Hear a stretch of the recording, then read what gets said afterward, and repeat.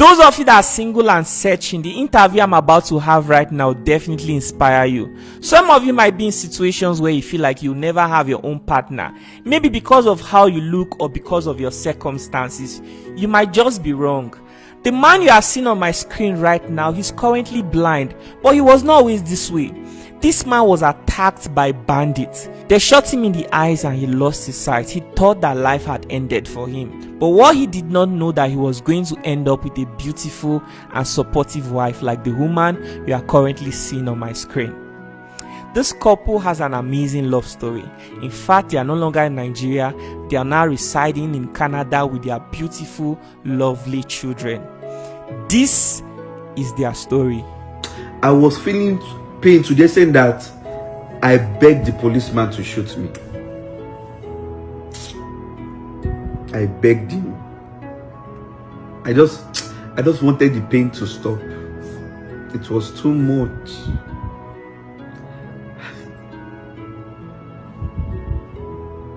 I had this feeling that sure you will not leave this person like this. Thank God you people were not cooking in good time when it happened. I had to gauge myself that do I want to spend the rest of my life with this person because of pity?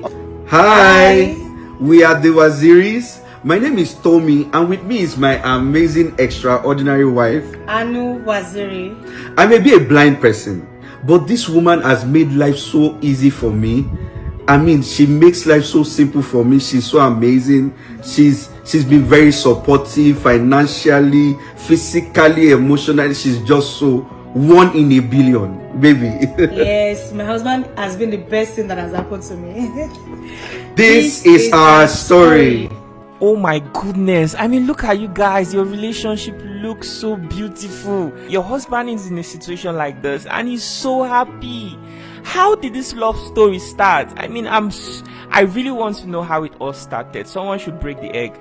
So, it started when we were quite young. We were teenagers. I was 15, she was 13. I had never dated before. So, she was that lady I saw for the first time, and I was like, wow, you know.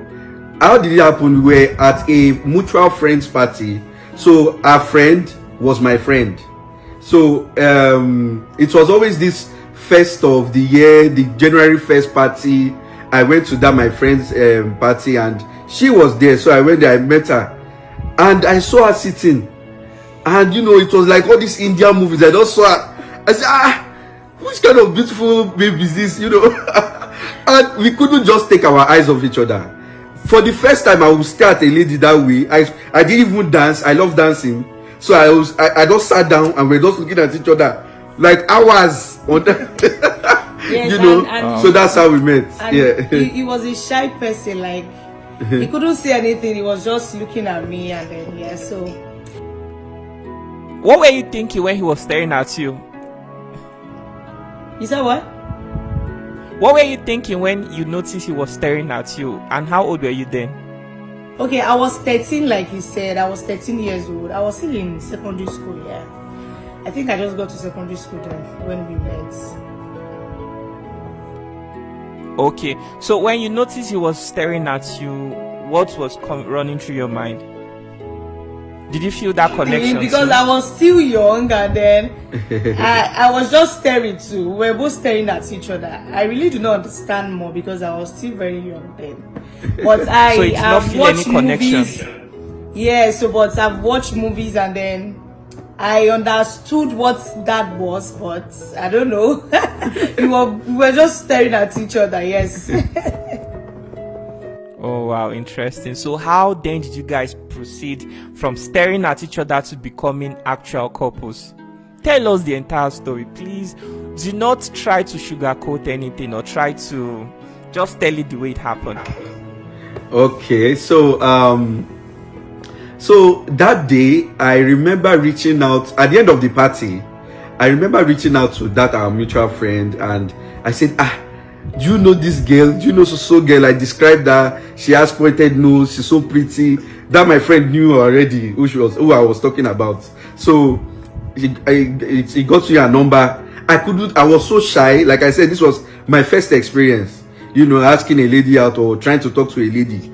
So I got a number. I couldn't even call the first day.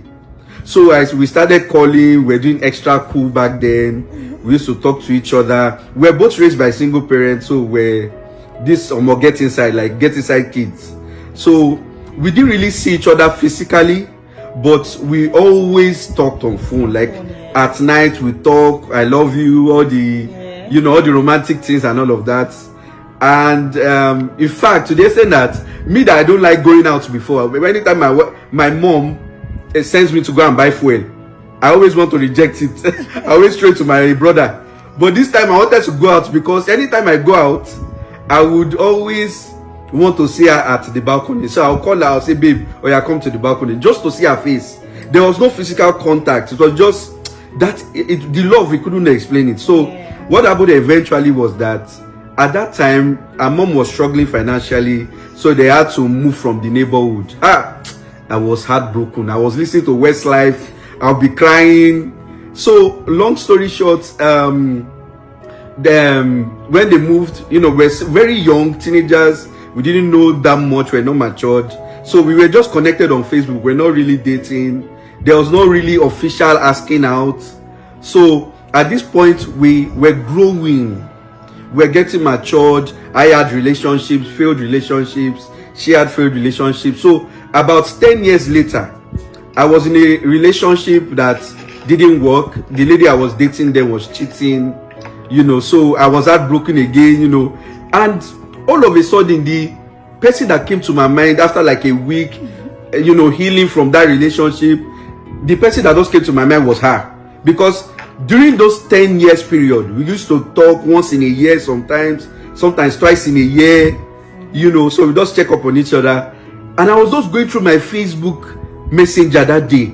I saw her name. Something just said send her a message. And that was how we started chatting. The love started How going old were you again. at this point now? Sorry, come again.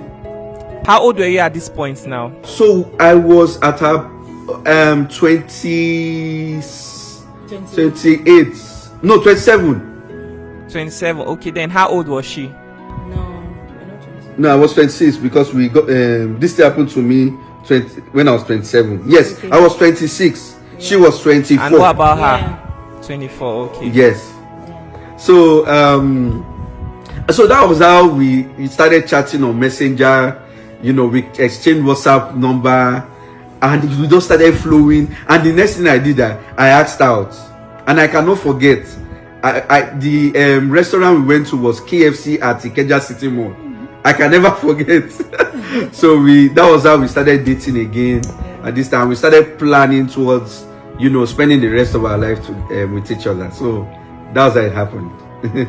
Wow, that's beautiful, honestly. Now I'm curious. In the midst of all the stories, something that is missing right now. I mean, looking at you right now, you have lost your sight. I'm curious how this event happened. I mean, in the midst of this story you are telling, I would like to know how this happened. Did it happen after you guys started dating or before you guys started dating? It happened. So we started dating like towards the ending of 2018. Yeah. So 2019 I was when it happened. I was attacked by armed bandits at so it happened September 12th 2019.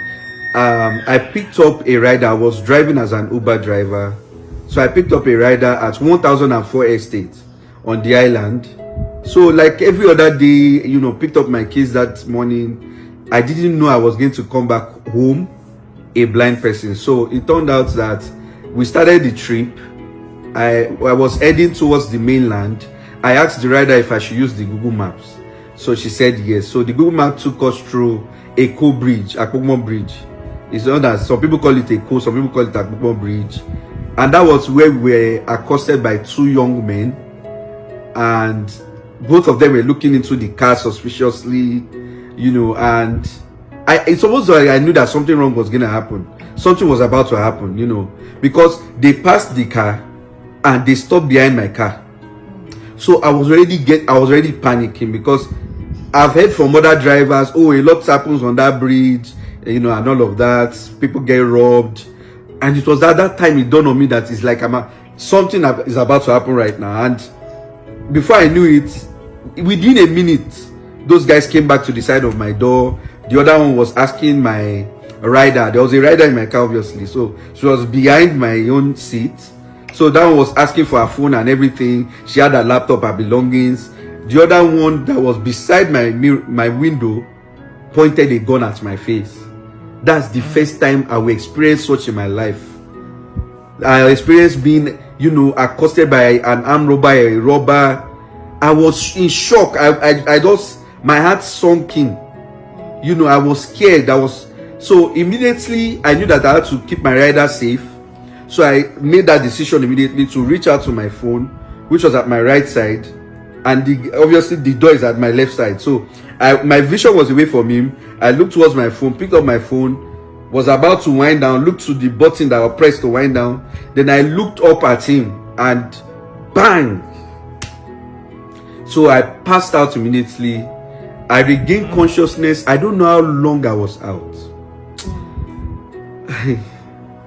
But I regained consciousness to hearing my rider screaming. My passenger was screaming, "Oh my God, they just shot my driver."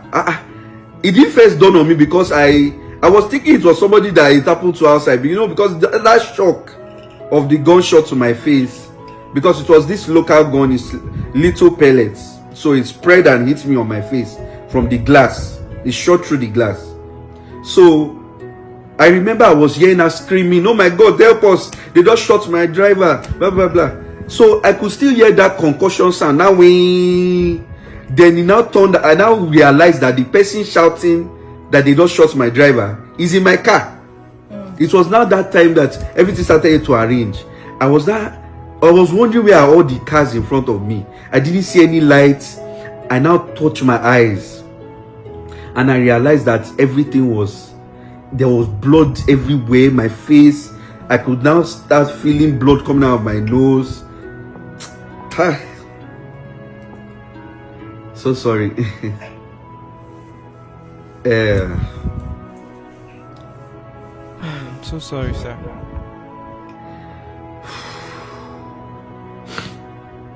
So I remember that.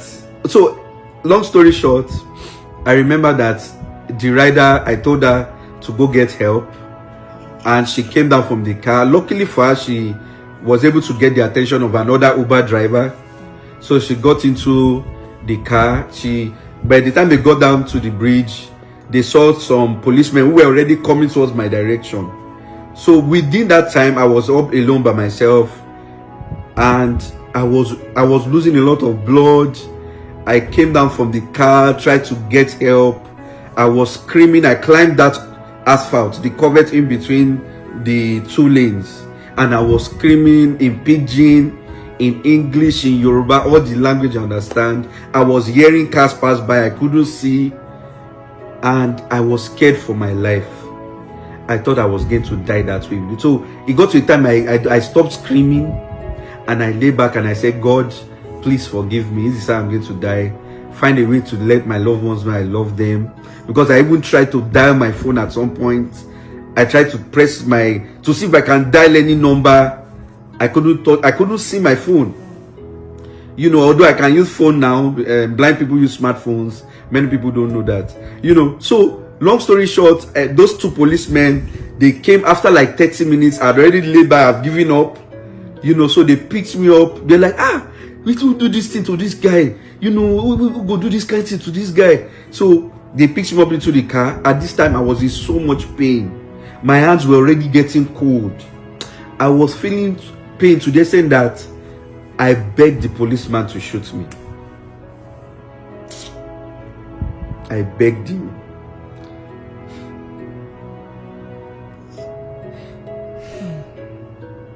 Sorry, I'm getting a little bit emotional. No, I'm so sorry. It's okay. I begged him.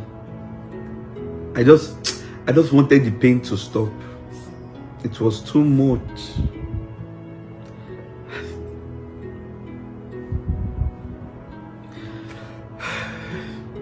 It was too much.